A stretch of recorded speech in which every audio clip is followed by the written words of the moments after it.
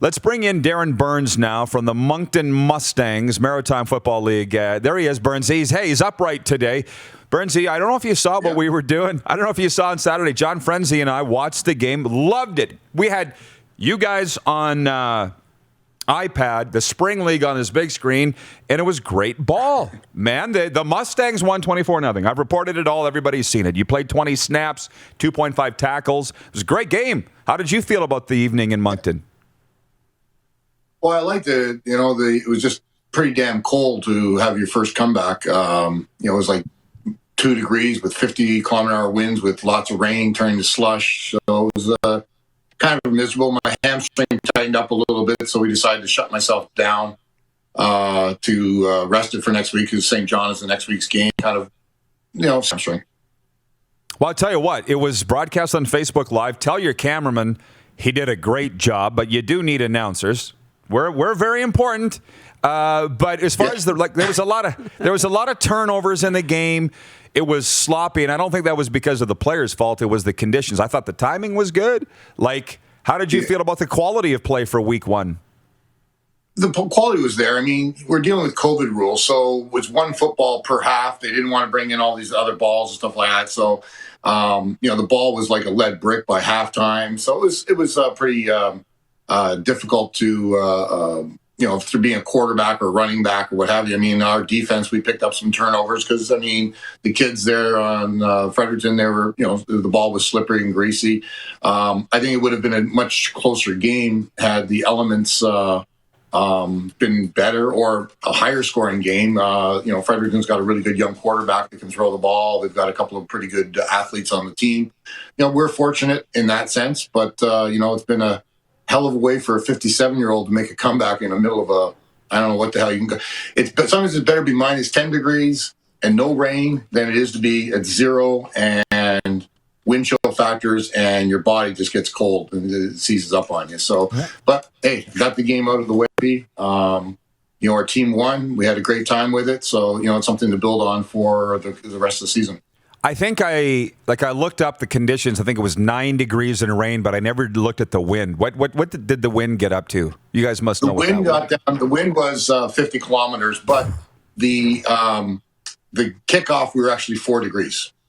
So I don't know where it was 9 because 9 wouldn't have been that bad, but it was bitter. It was bitter cold, Yeah. And when you're on a rotation, 3 in and 3 out, and then the offense gets the ball and you can go 8 minutes, 9 minutes without being on the field. Things started to tighten up. So, it's all good. I was at the gym this morning at 6 a.m. to get on the bike and loosen up the hamstring and get ready. Sunday was a great day for me. Listen, if there's a chance for an endorsement on icy cold, or icy hot, sorry. Icy hot, they would have made a killing with me. Yeah, I was basically ODing on that on Sunday. You and Shaquille O'Neal. I can see it now. Yeah, absolutely. So, no, Burns, I'm telling you, we enjoyed the game. One thing was I checked the forecast or the temperature. It was earlier in the afternoon. I think it got up to 9, but by kickoff, it was probably down to 4. You're right. It was. When you say at 1 o'clock, I was like, oh, please hang like this. I can live with this. But then sure enough, as soon as I opened my door to go down to the stadium and get taped, everything turned to crap in a hurry. Welcome to Atlantic Canada. Yeah, no kidding. Hey, so with the 20 snaps, that would have been a third of the game you played. So was that plan going in? How did that rotation get decided? I was planning to play the full game, but just before half, my hamstring tightened up. And if you were watching the game there, I was kind of pulled up a bit and I just couldn't really, I couldn't up. Like the trainers tried everything and stuff like that, and it was just like a tight softball in the back of my hamstring. So we just felt it was just best to just shut me down for the rest of the game. And just, there's 7 more games left in the season. So there's plenty of football left in the point of blowing my load on the opening game and then being one and done, that's definitely not what I wanted to do here. So, the kids on the team played hard. My defensive line, they're a bunch of savages. So it was great to see the kids play, and they played hard, and we won the game. So, it's been a real special journey for me with everyone that supported me, especially you guys.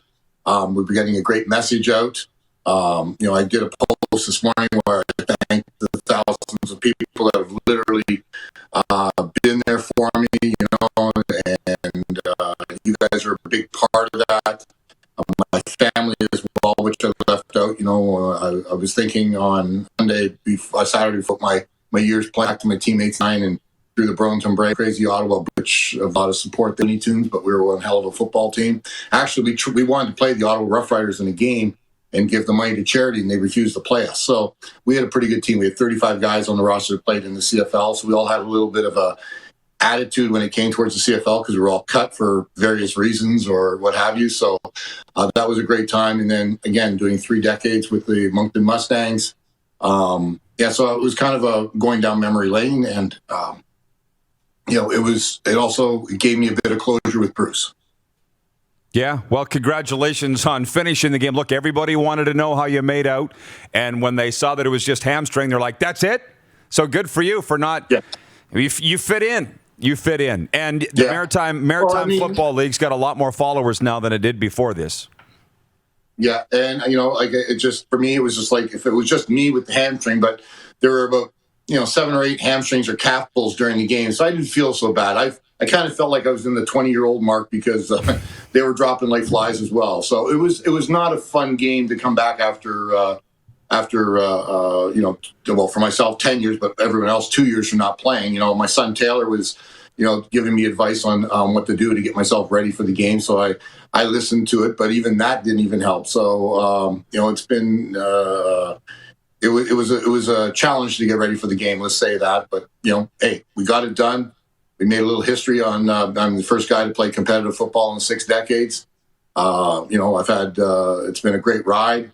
I'm hoping that we can carry this on and get a little bit of momentum and give me a shot. Like I said, not to take a spot in the CFL, so that everyone get up their diapers in an uproar. It's basically to, bring an acknowledgement and an audience to child abuse. I think the Argos should do something for Bruce. He was a hell of a person. He was great in the community. He was a leader. He's one of the top 100. With him passing with his pancreatic cancer in 2013, the Argos haven't done anything yet. I think that needs to be addressed.